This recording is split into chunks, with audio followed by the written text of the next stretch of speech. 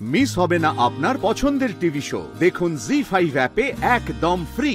গুরুর ব্রহ্মা গুরুর বিষ্ণু গুরুর দেব মহেশ্বরা গুরু সাক্ষাৎ পরম ব্রহ্ম তস্मै শ্রী গুরুবে নমঃ।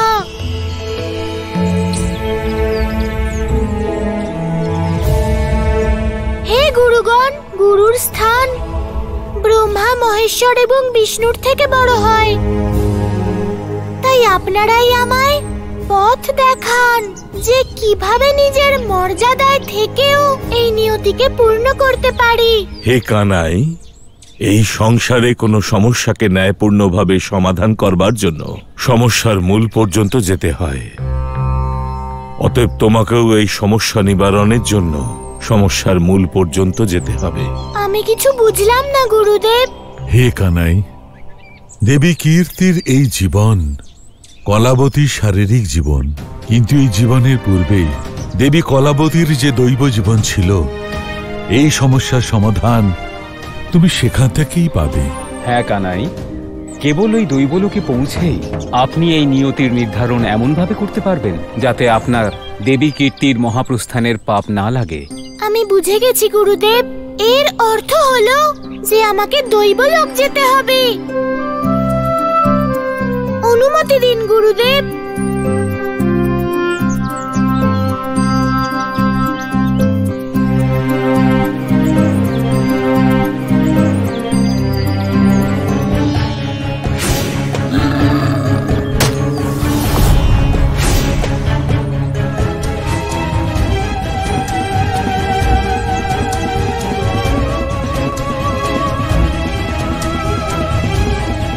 মা, তুমি ঠিক আছো তো? হ্যাঁ রাধা, আমার কি হবে? মা, তুমি আমাকে বলো বা না বলো, কিন্তু আমি জানি তুমি তোমার জীবনকে নিয়ে এখনো ভয় পাচ্ছ। না রাধা, কোনো নারী নিজের জন্য নয়, বরং সব সময় নিজের সংসারের জন্য চিন্তা করে। মা, এটা ভেবে নাও যে তোমার রাধা থাকতে তোমার কোনো চিন্তা করার দরকার নেই। তুমি বসো, আমি এক্ষুনি তোমার জন্য ভোজন নিয়ে আসছি। বৃষভানুমশাই, বৃষভানুমশাই বাড়িতে আছেন?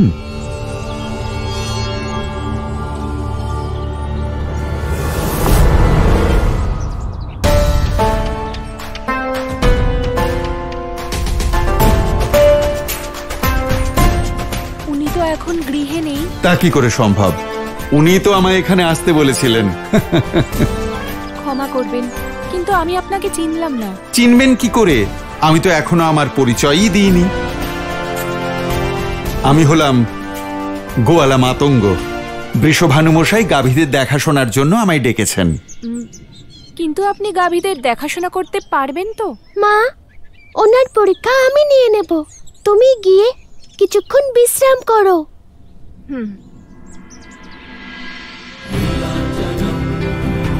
কাকা, চলুন, গোয়ালঘর ওইদিকে।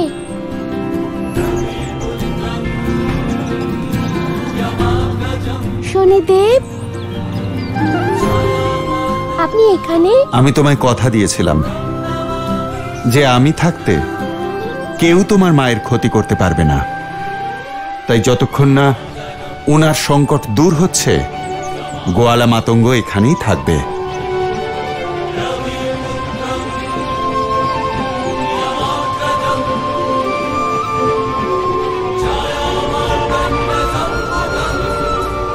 শনিদেব, আপনার মতো ন্যায়কর্তা এই সংসারে আর কেউ নেই।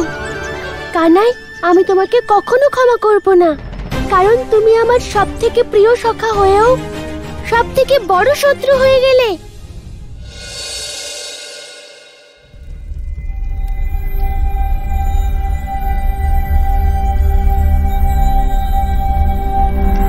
আরে ভগবান, এ কি হয়ে গেল? প্রথমবারেই ওই কীর্তির শত্রুর আগে কীর্তির রক্ষক চলে এলো শনি, আর দ্বিতীয়বার আমরা ভাবলাম যে কানাই আর শনিদেবের যুদ্ধের সুযোগ নেব, কিন্তু সেই যুদ্ধ থামাতে ব্রহ্মাদেব চলে এলেন।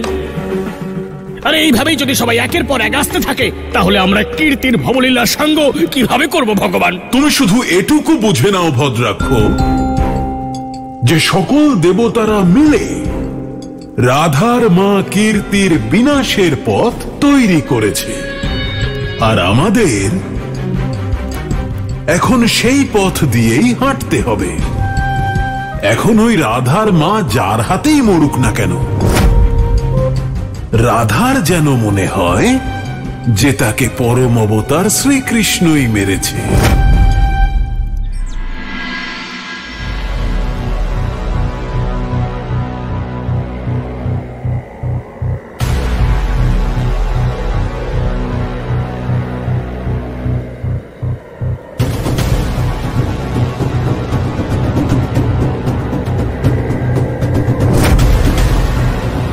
ভগবান দেখুন, রাধার মা কীর্তি দেবী কিভাবে শান্ত হয়ে শুয়ে আছে। তাহলে ভগবান, আমরা ওর নিদ্রাকে চির নিদ্রায় পরিবর্তিত করে দিই, তাই না ভগবান? না ভদ্রাক্ষ, যদি কীর্তি দেবীকে আমরা ছলনার সাহায্যে মারি, তাহলে শনিদেব আর রাধা সেটা নিয়ে সন্দেহ করবে। ওর ভবলীলা তো এমন ভাবে সাঙ্গ করতে হবে যাতে মনে হয় যে স্বয়ং পরম অবতার শ্রীকৃষ্ণই ওকে উদ্ধার করেছে। ঠিক আছে ভগবান, কিন্তু তার জন্য তো আমাদের রাধার মাকে জাগাতে হবে, আর এমন ভাবে জাগাতে হবে যাতে শুধু রাধার মাই জাগে। আমার প্রিয় প্রেত, তোমার প্রেত বিদ্যা আর কবে কাজে লাগবে? বুঝে গেছি ভগবান, বুঝে গেছি যে আমাকে কিভাবে এই কাজ ছলনার সঙ্গে করতে হবে।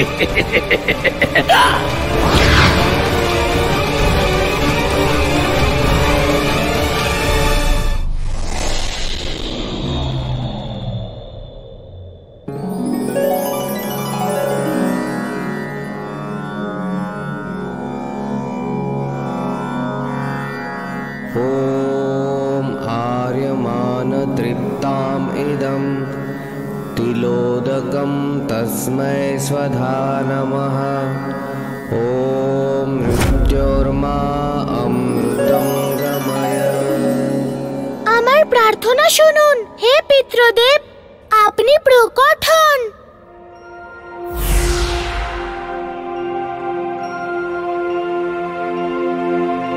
প্রণাম প্রভু, আপনি এসে গেছেন।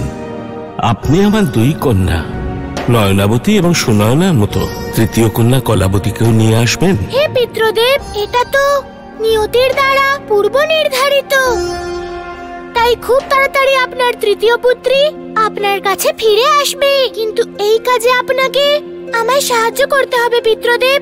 কিরকম সাহায্য প্রভু? হে পিতৃদেব, আপনার পুত্রী কলাবতীকে ফিরিয়ে আনার জন্য আমাকে আগে ওনার এখানের দৈব রূপ দর্শন করতে হবে। আসুন প্রভু, আমার সঙ্গে আসুন। জি5 ডাউনলোড করুন আর সব এপিসোড দেখুন একদম ফ্রি।